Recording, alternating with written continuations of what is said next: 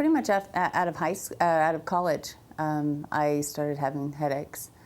Some were severe and didn't know if it was, even where they stem from, if it was lack of sleep or what have you. So it was pretty unexplained, but something I just kind of dealt with. And I always never really could run. I did athletics, but I had a hard time breathing and didn't realize I really just had a hard time breathing all the time and didn't really know what I was missing. It's like someone who needs glasses and has needed glasses their whole life and then didn't realize how bad their vision was until they got the glasses and they could see the birds in the trees. So did I know I was suffering? No. Did I go through bottles of Tylenol? Yes. But didn't realize that I was handicapped in a lot of respects.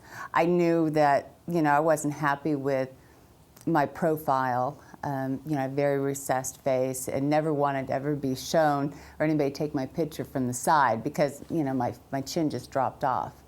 But that's, that was something that I had the result of my 1980s orthodontic care when I had headgear. I lost any chin that I had, but I didn't know that I lost a lot more, which was my airway and my ability to be free of headaches. As time went on, my teeth even migrated more to the point where it was impactful, and the headaches were more frequent. So to go to your local orthodontist who may not be using the latest techniques and is still using headgear, because they are out there, and I'm shocked that they are still doing headgear and they're pulling teeth. That not only is your money not well spent, but you're probably doing more harm than good. You'd be better off with crooked teeth and keeping your airway intact and not pushing and moving back in your face your teeth. I have an attitude that, if you're going to do something, you've got to do it right. And it doesn't make any sense. I had my teeth straightened. I went through a full course of orthodontics, and they still do that approach today, and you can find that in many places. And it didn't do me any good. So for that, I am so thankful that Dr. Hang is here and that I was able to find him when I needed him for my daughter, and then in turn, he was able to help me, which was an added bonus that I never ever thought could be done.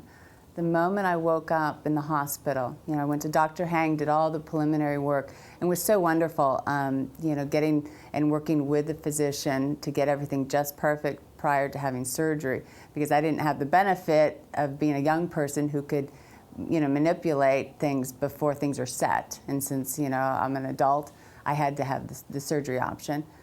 Dr. Hang worked with the physician very closely, so they were in sync.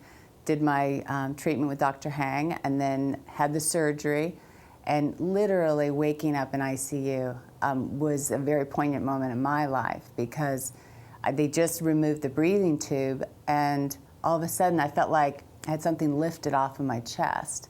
And that was the beginning of like a whole different experience for me. It truly was, and I've never looked back. It's just been amazing. I have a great group of friends, of 9 girlfriends, that we do things, and we're very, very active. We all go snowboarding together, and we snowshoe up 2,000 feet, sides of mountains, and we just have an amazing time together. And I couldn't even possibly think that I would even try to do anything like that. Well, I have 3 kids, and 2 of them have needed Dr. Hang's assistance. And I have to thank Hannah, my oldest. I have twin daughters.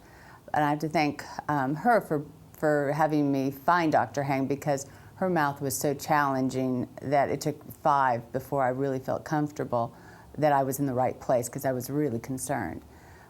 She was so much like me, and I knew that I didn't want her at that time, not knowing what Dr. Hang could do for airways and not even knowing, what I had done to myself.